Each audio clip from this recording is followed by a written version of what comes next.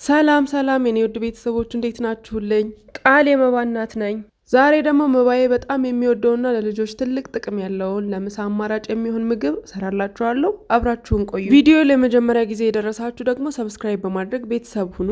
ቪዲዮውን እስከ መጨረሻው ማየታችሁና ላይክ ማድረጋችሁን እንዳትረሱ። ኮሜንት አድርጉልኝ፣ የምትፈልጉትን ጥያቄም ጠይቁኝ። የተጠቀምኩት ግብአት አንድ እንቁላልና አንድ ድንች ብቻ ነው። እጅግ በጣም ቀላል በጣም ፈጣን ምግብ ነው። በመጀመሪያ ቪዲዮ ላይ እንደምታዩት እንቁላሉንም ድንቹንም በደንብ ጥብ እናረጋለን ቆሻሻ ካለው። ከዛ ሁለቱንም መቀቀል ነው። እንቁላሉን ከ15 እስከ 20 ደቂቃ ባለው ብቻ። ድንቹ እንደመጠኑ ይለያያል፣ ነገር ግን ከ20 ደቂቃ እስከ 30 ደቂቃ ማክሲመም እንደዛ አድርጋችሁ መቀቀል ነው ማለት ነው።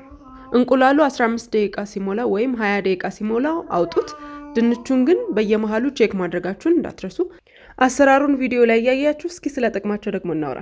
እንቁላል ለልጆች ሱፐር ፉድ ከሚባሉት ምግቦች ውስጥ አንዱ ነው። በእንቁላል አስኳል ውስጥ ኮሊን የሚባል ንጥረ ነገር ስላለ ለህፃናት ለአእምሮ እድገትና ለማስታወስ ችሎታቸው በጣም ወሳኝ ነው። በእንቁላል በነጩ ክፍል ደግሞ ሃይ ኳሊቲ ፕሮቲን ስላለው ህፃናት ቶሎ እንዲጠነክሩና ጤናማ የሆነ ክብደት እንዲጨምሩ ይረዳቸዋል። ከዚህም በተጨማሪ እንቁላል በውስጡ ያሉ ቫይታሚኖች የህፃናትን የማየት አቅም ያጠነክራሉ። ድንች ደግሞ የኤነርጂ ሶርስ ነው።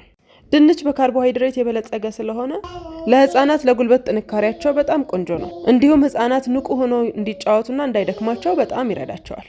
እንዲሁም ድንች በፋይበር የበለጸገ ስለሆነ ለህፃናት ለምግብ መፈጨት ስርዓት በጣም ቆንጆ ነው። የሆድ ድርቀትንም ይከላከላል። ቪታሚን ሲ እና ቪታሚን ቢ6ን ደግሞ በውስጡ ስለያዘ የህፃናት በሽታ መከላከል አቅምን ይገነባሉ። ድንቻችን በስሏል። በሹካ ወጋ ስታደርጉት እንደዚህ ከወጣላችሁ በስሏል ማለት ነው።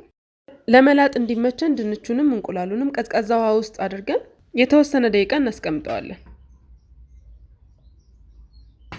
አሁን ሁለቱም ቀዝቅዘውልናል፣ ለመላጥም ዝግጁ ሆነውልናል ማለት ነው። ተራ በተራ ሁለቱንም ልጠን ማሽ ማድረግ ነው የቀረን ማለት ነው።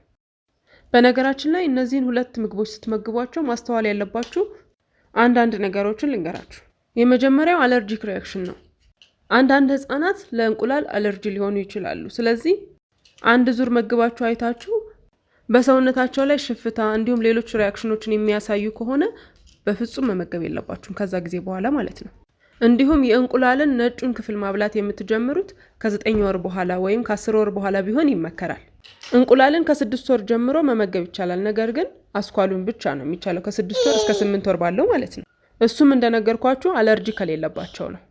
መባዬ አሁን 10 ወር ስለሞላው እኔ ነጩን ክፍልም ጭምር ነው የምጠቀመው። ሌላው ደግሞ እናቶችዬ የልጆቻችንን ምግብ ስናዘጋጅ በስተመጨረሻ የወይራ ዘይትን መጠቀማችንን እንዳትረሱ፣ ወይም ደግሞ የገበታ ቅቤ። የወይራ ዘይት ለህፃናት እጅግ በጣም ብዙ ጥቅሞች ነው ያሉት። የመጀመሪያው ለአንጎል እድገት ወይም ለብሬን ፓወር ነው።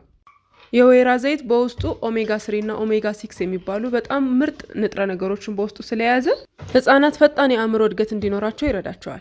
በዚህ እድሜያቸው ደግሞ በጣም ወሳኝ ነው። ሁለተኛው ደግሞ ለሆድ ልስላሴ ወይም ዳይጀሽን።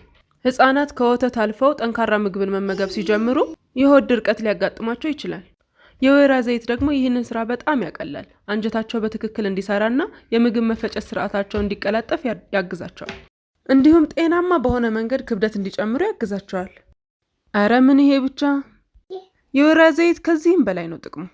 ሌላው ደግሞ ምን መሰላችሁ? ልጆቻችን የሚመገቧቸው ምግቦች ውስጥ ያሉ ቪታሚኖች እንደ ቪታሚን ኤ፣ ዲ፣ ኢ እና ኬ ያሉት በሰውነት ውስጥ ሊሟሙ የሚችሉት በቅባት አማካኝነት ብቻ ነው።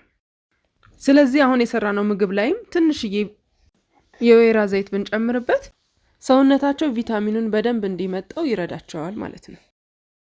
ስለዚህ ምን ጊዜም በምንሰራው ምግብ ላይ አንድ የሻይ ማንኪያ የሚሆን የወይራ ዘይት ብንጠቀምበት በጣም ምርጥ ነው። ከዛም በተጨማሪ ደግሞ ምግቡ ጣፋጭ እንዲሆን ያግዛቸዋል።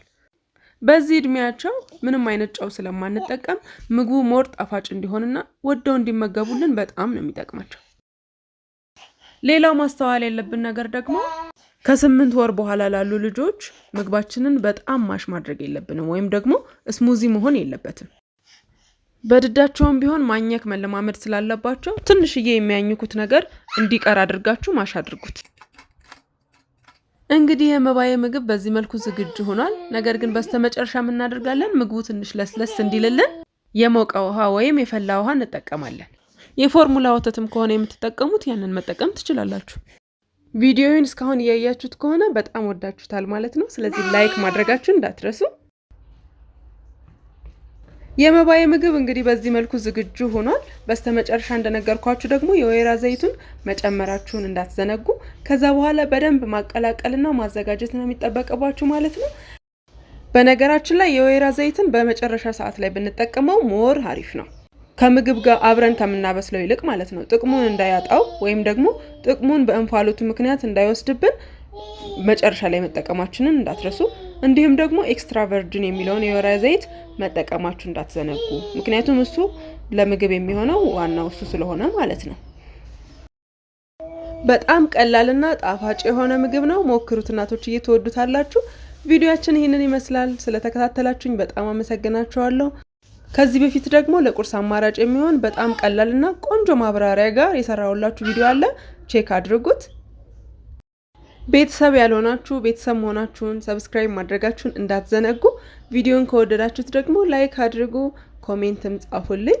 በጣም አመሰግናለሁ። በጣም ወዳችኋለሁ። በሌላ ቪዲዮ እስከምንገናኝ ድረስ ባይ፣ ሰላም ሁኑልኝ።